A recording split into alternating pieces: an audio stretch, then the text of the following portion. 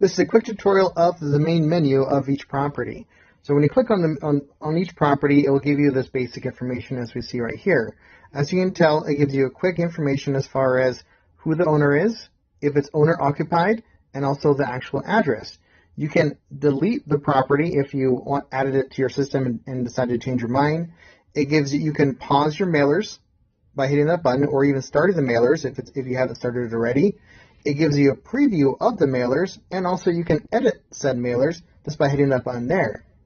If you desire to send a photo or add photos to your particular address, you can just click that button right there, and it'll actually be able to add photos to the actual address in the program. Also, this will give you the mailing address.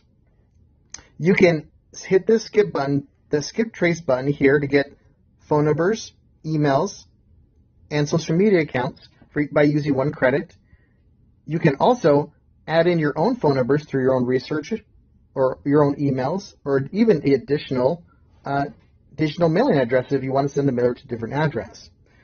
You can get the property's spec information, details right there, and also details about the whole property as far as deal analysis, why they're selling, the condition of the property, and also the photos. We'll go into more details and more tutorials on the property specs and details here shortly.